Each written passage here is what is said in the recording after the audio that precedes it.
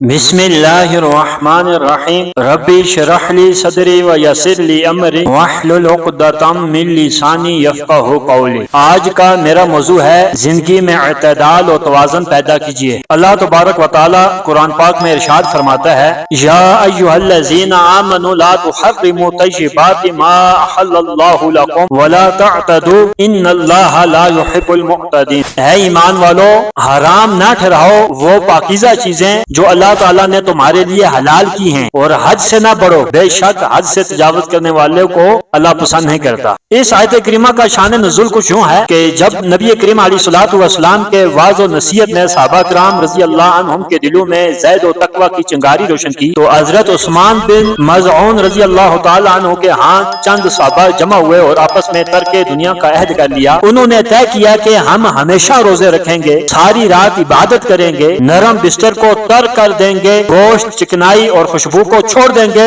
اور عورتوں سے بھی دور رہیں گے۔ ان کے اس حد سے بڑے ہوئے جذبے پر قرآن کریم کی یہ آیت نازل ہوئی اور انہیں روک دیا گیا کہ تم پاکیزہ اور حلال چیزوں کو اپنے اوپر حرام کیوں ٹھہرا رہے ہو؟ دین اسلام ہمیں افراط و تفریط سے بچا کر توازن اور اعتدال کا راستہ دکھاتا ہے، نہ ربحانیت سکھاتا ہے، نہ دنیا پرستی، بلکہ شریعت کے دائرے میں رہ کر حلال نعمتوں سے فائدہ اٹھانے اور شکر کے ساتھ زندگی گزارنے کی تعلیم دیتا ہے۔ یہی ہے اسلام کی خوبصورتی۔ اس آیت مبارکہ میں پاکیزہ چیزوں کو حرام ٹھہرانے سے منع فرمایا گیا ہے، تو اس سے ان لوگوں کو بھی عبرت حاصل کرنی چاہیے جو مقبولان بارگاہ الہی سے منسوب ہر چیز پر حرام کے فتوے لگاتے ہیں، اور جنہیں ہر بات میں شرک نظر آتا ہے۔ اصحال ثواب کے حلال پاکیزہ کھانے کو وہ حرام کہتے ہیں۔ اگر کوئی ختم کروا رہا ہے، 11ویں شریف کروا رہا ہے یا میلاد کروا رہا ہے، اور وہ کھانا جو ہے وہ حلال ہوتا ہے، اللہ کے نام پر کوئی جانور ذبح کیا ہوتا ہے، لیکن یہ جاہل اور یہ گھٹیا لوگ اس پر حرام کے فتوے لگاتے ہیں، ان جہلوں سے میں کہوں گا کہ اللہ تعالیٰ کا کلام پاک پڑھو۔ اللہ نے قرآن میں کیا فرمایا ہے کہ ہے ایمان والو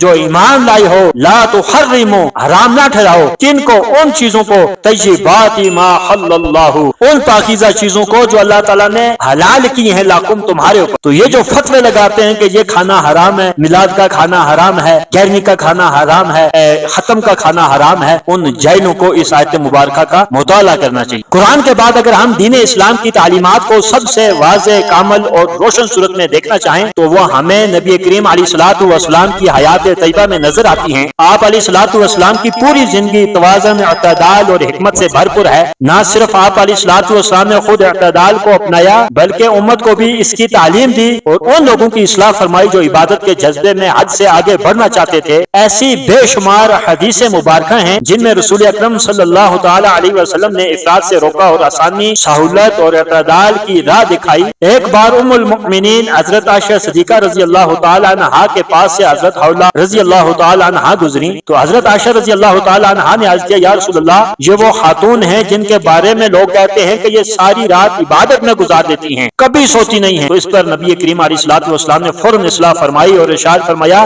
رات بھر نہیں سوتی، اتنا عمل کیا کرو جتنا آسانی سے کر سکو۔ فواللہ لا یمل اللہ حتی تملوا، کہ اللہ کی قسم اللہ تعالیٰ اکتاتا نہیں لیکن تم اکتا جاؤ گے۔ وَقَانَ أَحَبَّ الدِّينَ إِلَيْهِ مَا دَوَامَ عَلَيْهِ صَاحِبُهُ، اور اللہ کے نزدیک سب سے پسندیدہ عمل وہ ہے کہ جس پر انسان ہمیشگی اختیار کرے۔ یہ بخاری کی حدیث ہے۔ اسلام وہ دین فطرت ہے جو زندگی کے ہر پہلو میں توازن کا درس دیتا ہے، نہ صرف عبادت میں بلکہ گھر، معاشرت اور نفس کے حقوق میں بھی اعتدال کو لازم قرار دیتا ہے۔ حضرت سلمان فارسی رضی اللہ تعالیٰ عنہ اور حضرت ابو دردہ رضی اللہ تعالیٰ عنہ کے درمیان جو اخوت قائم کی گئی تھی، اسی تعلق کے تحت حضرت سلمان ایک دن ان کے گھر تشریف لائے، دیکھا کہ حضرت ام دردہ رضی اللہ تعالیٰ عنہ کو سادہ اور بے اہتمام حالت میں ہیں۔ انہوں نے دریافت کیا ما شأنکی، کہ آپ نے اپنا یہ کیا حال بنا رکھا ہے؟ تو انہوں نے کہا اخوک ابو دردہ لیس لہ حاجۃ فی الدنیا، کہ آپ کے بھائی ابو دردہ دنیا سے بے رغبت ہو چکے ہیں۔ تو پھر حضرت سلمان کو کھانا پیش کر کے حضرت ابو دردہ نے کہا کل فإنی صائم،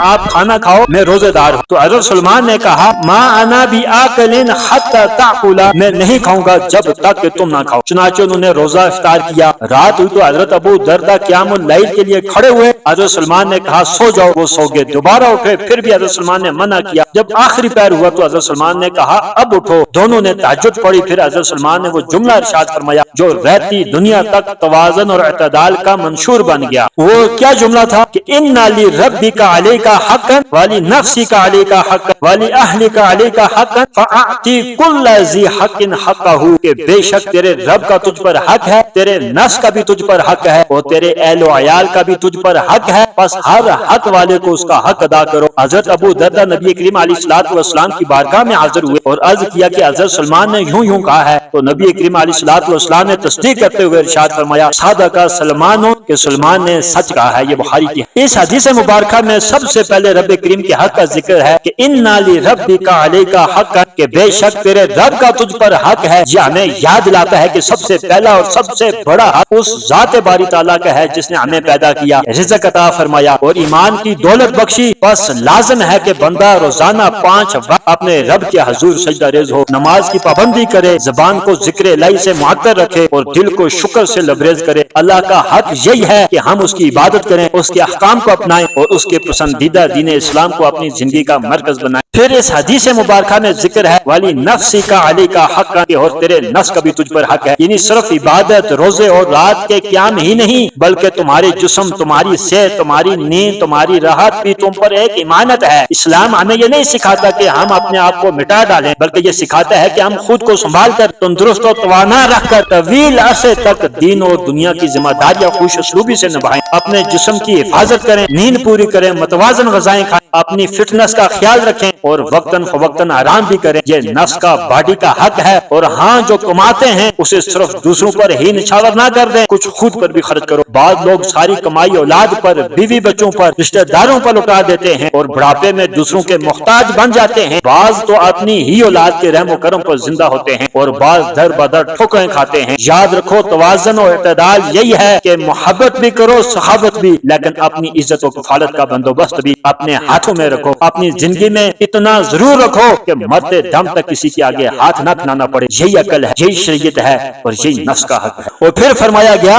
वाली अहलिका अलैका हक़्क़न, और तेरे घर वालों का भी तुझ पर हक है। यानी सिर्फ रब और नफ्स ही नहीं, बल्कि वो रिश्ते जो तुम्हारे सबसे करीब हैं, बच्चियां, वालिदैन, बहन भाई, इन सब के अपने अपने हकूक हैं जिन्हें नजरअंदाज करना जुल्म है और सिर्फ किसी एक की तरफ झुकाव में भी अदल के खिलाफ है। अल्लाह पाक इरशाद फरमाता है, इअदिलू हुवा अक़रबु लित्तक़वा, के लिहाजा जरूरी है कि इन तमाम रिश्तों में तवाज़ुन और इत्तेदाल रखा जाए। बच्चों के दरमियान मोहब्बत, तवज्जो, तालीम, जायदाद और फैसलों में बराबरी का बर्ताव हो। बेटों को फौकियत देकर बेटियों के जज्बात कुचल देना जुल्म है और किसी एक की ख्वाहिश के लिए बाकियों को नजरअंदाज कर देना आकबत और अंदेशी। जब बच्चे जवान हो जाएं तो शरीयत के मुताबिक उनके निकाह का बंदोबस्त करना वालिदैन की अहम जिम्मेदारी है। अगर अल्लाह ने इस्तिताअत दी है तो हर एक को अलग अलग आबाद करने की कोशिश करें ताकि वह आजादी, सुकून और खुशी से अपनी जिंदगी गुजार सके। एक ही छत तले मुख्तलिफ तबीयतों, बीवियों, बाहों और नस्लों को जबरदस्ती इकट्ठा रखना अक्सर खानगी झगड़ों, दिल आजादियों और बेसुकूनी का सबब बन जाता है। शरीयत का तकाजा और हुक्म है कि यस्सिरू वला तुअस्सिरू, यानी आसानी पैदा की जाए, तंगी नहीं। तवाज़ुन और इत्तेदाल वाली जिंदगी दरअसल दीन इस्लाम का मिजाज और इसकी रूह है। इस्लाम हमें न इफरात की इजाजत देता है, न तफरीत की, न दीनदारी के नाम पर दुनिया से फरार सिखाता है और न दुनियादारी के नाम पर दीन से बेजारी। मगर अफसोस, आज का इंसान इस फितरी तवाज़ुन से कोसों दूर हो चुका है। आज इंसान गोया इंसान नहीं रहा बल्कि एक मशीन बन चुका है, पैसा बनाने की मशीन। वालिदैन भी औलाद से यही तवक्को रखते हैं कि वो सुबह से शाम तक दौड़ते रहें, कमा कर लाते रहें और बस कमाते रहें। रिश्ते, जज्बात से खून सब कुर्बान कर दिए गए हैं दुनियावी दौड़ में। हालांकि कि हकीकत यह है कि बंदे को अल्लाह रब्बुल इज्जत से इतना मांगना चाहिए कि वो किसी का मोहताज न रहे। रिज़्क़ के हलाल के लिए मेहनत इबादत है, मगर लालच, हिर्स और दुनिया के पीछे आंधी दौड़ इंसान को तबाह कर देती है। यही लालच है जो बसा औकात करोड़ों का नुकसान करवा देती है।